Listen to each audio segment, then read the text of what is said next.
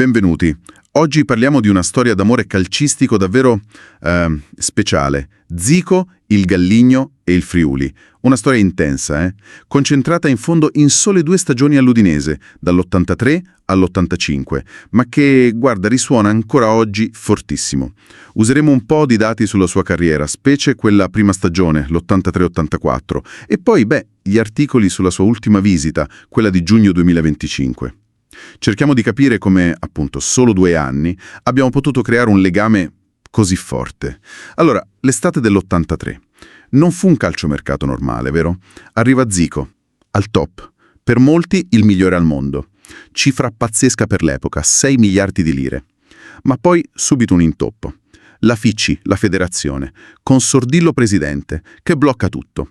E lì la reazione dei friulani fu, quasi surreale, no? Assolutamente. Guarda, lo slogan "O Zico o Austria" non era solo una protesta. Era quasi un grido di identità, sai. Mobilitò un'intera regione. Si interessò persino il presidente Pertini, pensa un po'. È incredibile come quell'episodio, ancora prima che Zico giocasse un minuto, abbia mostrato questa unione pazzesca tra squadra e territorio.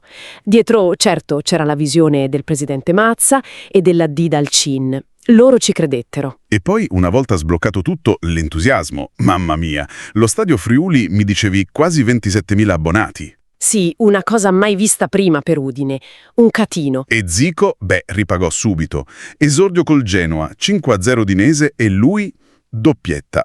Che impatto quella prima stagione. Immediato, devastante, direi. Segnò 19 gol in Serie A. Arrivò secondo dietro Platini, per un soffio. Un solo gol. E in totale fanno 24 reti, mica male. L'Udinese, con Enzo Ferrari in panchina, e gente come Edinho, Causio, Virdis, volava. Erano terzi in classifica per un bel pezzo. Sembrava l'inizio di chissà cosa. Sì, sembrava davvero. Poi però a marzo, quell'infortunio. Già, uno stiramento.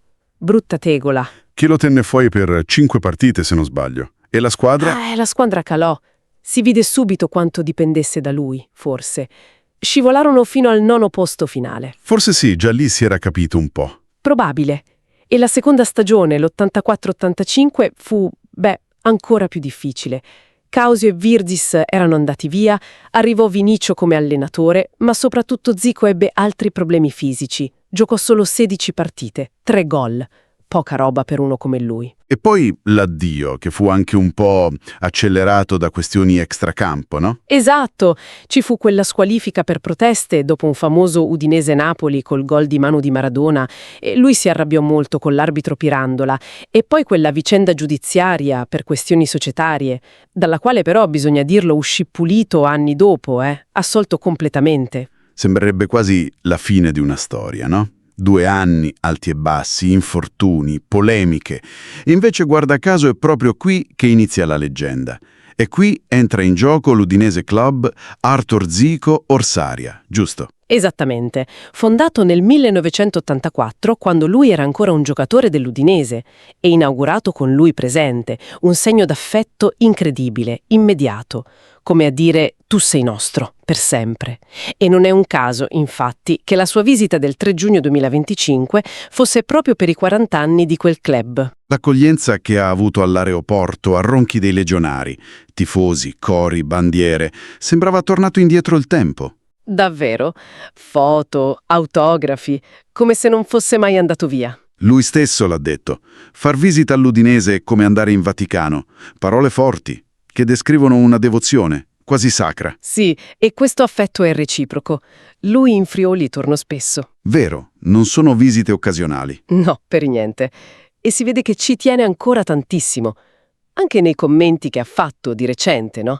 Dice che sogna un'Udinese più ambiziosa, che lotti per lo scudetto, pur capendo, certo, le difficoltà del calcio moderno, i fondi stranieri, un fenomeno che dice c'è anche in Brasile ormai. Ma spera che l'Udinese mantenga il suo spirito. Bello anche l'incontro con i ragazzi dell'Under 17 dell'Udinese. Sì, molto significativo.